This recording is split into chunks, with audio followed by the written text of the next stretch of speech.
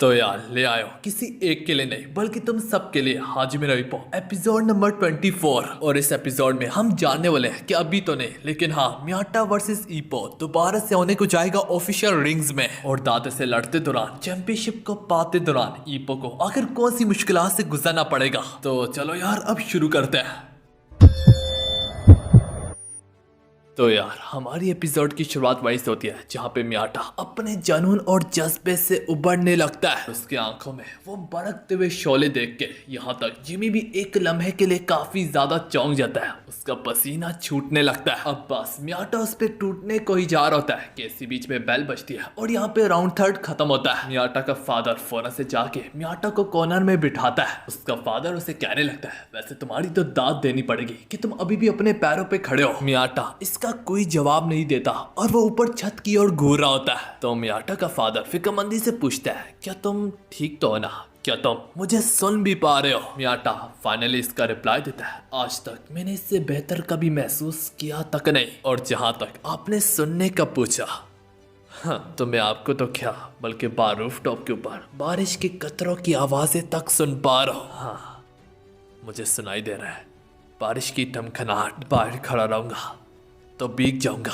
उसकी ये सारी बातें सुन के उसके फादर को चिंता होने लगती है कि मेरे ख्याल में उसके दिमाग पर गहरी चोट आई है। मगर तभी उसका फादर उसके कानों की तरफ ध्यान देता है जो कि उसके कानों से खून बह रहा होता है। उसका फादर अपने मन में कहता है कि उसके कान के पर्दे फट गए। तो मैं आप सबको बता दूं इंसान की बॉडीज में काफी ज्यादा रेजिस्टर्स पाए जाते हैं जिस वजह से इंसान अपनी शक्तियों का कम इस्तेमाल कर पाता है। लेकिन नियर डेथ एक्सपीरियंस में वो सारे के सारे रेजिस्टर्स खत्म हो जाते हैं। और जब ऐसा होता है तो इस वक्त इंसान की बॉडी वो कर सकती है जो कि आम बॉडी नहीं कर सकती। आम अल्फाजों में तुम लोग इन्हें सुपर पावर्स भी कह सकते हो। यही देख के इसका कोच सोचने लगता है मियाटा जल्दी बेहोश हो जाएगा। मगर दिखने से तो लगता है कि मौत को छू के वापस आने की वजह से उसकी बॉडी के रेजिस्टर टूट चुके हैं। अब जैसे कि मानो उसकी बॉडीज में सुपर पावर पाई जाती है। तो यार मैं पहले ही बता दूं ये चीज यहाँ तक साइंस के लिहाज से भी पॉसिबल है। खैर यार कोच फिक्रमंदी से उसके फादर से कहता है कि मियाटा की हालत बिगड़ती जा रही है। मेरे ख्याल से मियाटा को हमें जल्दी हॉस्पिटलाइज करना पड़ेगा।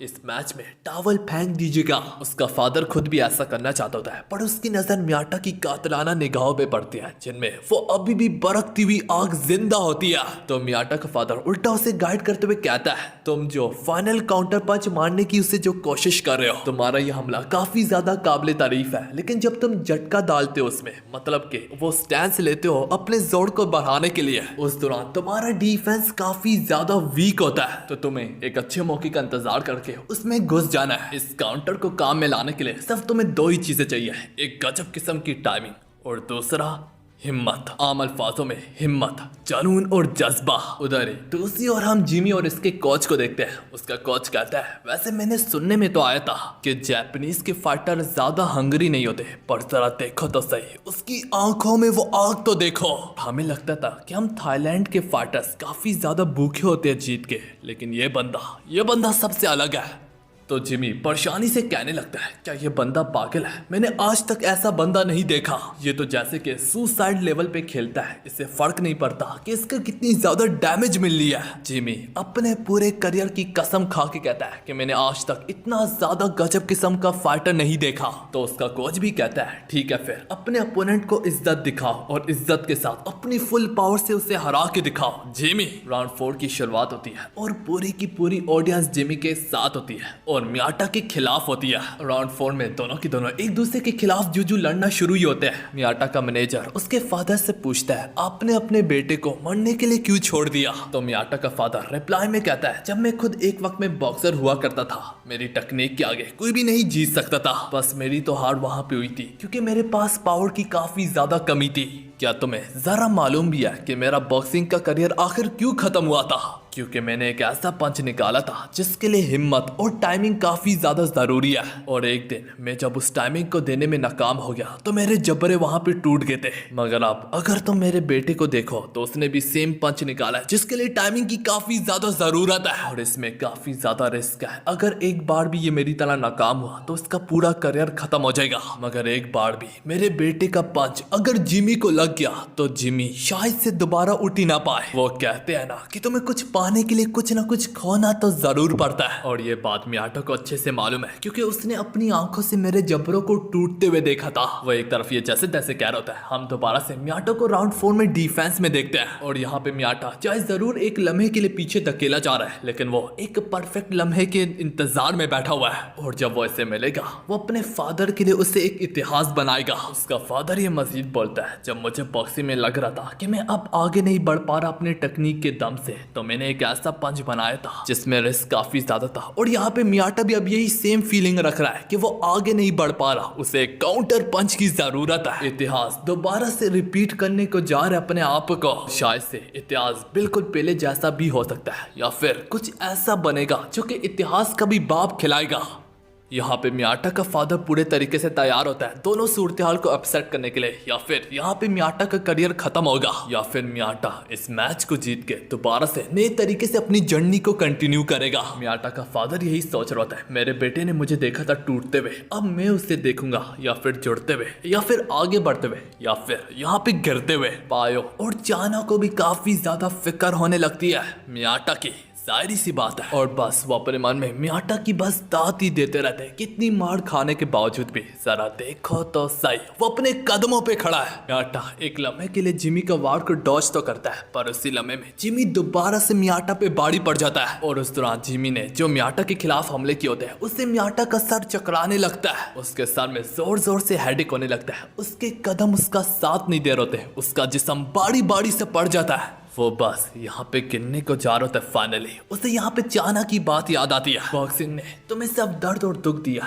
तो आखिर तुम क्यों बॉक्सिंग लड़ रहे हो? मैंने तुम्हें आज तक कभी मुस्कुराते हुए नहीं देखा। तो मियाटा उससे कहता है कि मुस्कुराने के लिए तुम्हें मुस्कुराने का हक हासिल करना पड़ता है, और ऐसा बॉक्सर वो तुम जीत के दम पे ही करोगे। और जब तुम फाइनली मुस्कुरा लेते हो वो चीज सिर्फ बॉक्सर ही समझ पाता है, महसूस कर पाता है, इंजॉय कर पाता है। इससे बेहतर कोई और चीज नहीं है। चाना ये सब याद करके सोच के मियाटा की आंखों में एक नई सी चमक सी उठती है। और उतने में जिमी का पंच उसे जूजू लगने को ही जा रहा होता है। कैन मौके पे मियाटा दोबारा से उसे कैसे ना कैसे करके डॉज करता है। और इसी में यहाँ पे मियाटा वो जॉल्ट की पॉज लेता है और बस लेने की ही देर होती है। मियाटा अपना काउंटर पंच जिमी के मुंह पे थ्रो करता है। और याद रखो ये मियाटा का कमजोर पंच नहीं है, ये मियाटा का काउंटर पावर पंच है, क्योंकि सिर्फ एक लम्हे में पायो को मामूली टच ही हुए थे और उसका पूरा जिस्म कांप उठा था। अब यही पंच फुल फोर्स से जूजू जिमी को पड़ता ही है, वो एक ही लम्हे में नॉकडाउन हो जाता है। इसी के साथ मियाटा की यहाँ पे इंतजार की घड़ियां खत्म होती है। मियाटा फाइनली एक ऐसा पंच बनाने में कामयाब हो ही गया जो कि इतनी बड़ी ताकत रखता है कि सारे के सारे काउंटर पंच उसके आगे अपने घुटने ठेक देंगे। और उसकी इस पंच की ताकत देख के सभी लोगों के मुंह खुले के खुले रह जाते हैं। तो अब उसके काउंटर पंच को डॉज करना लगभग नामुमकिन है, क्योंकि उसकी स्पीड ऑलमोस्ट क्लोज या फिर थोड़ी सी नीचे है ताकामुरा से। ये सब देख के लोगों को यकीन नहीं आ रहा था कि आखिर जिमी जैसा बॉक्सर नॉकडाउन कैसे हुआ, ये तो कभी हुआ ही नहीं है। ये काउंटर पंच, ये जोल्ट काउंटर पंच इतना ज्यादा स्ट्रॉन्ग होता है कि जिमी के मैनेजर को फिक्र होने लगती है और वो फौरन से टॉवल फेंक देता है, क्योंकि इसी में इनकी समझदारी थी मेरे भाई लोगों।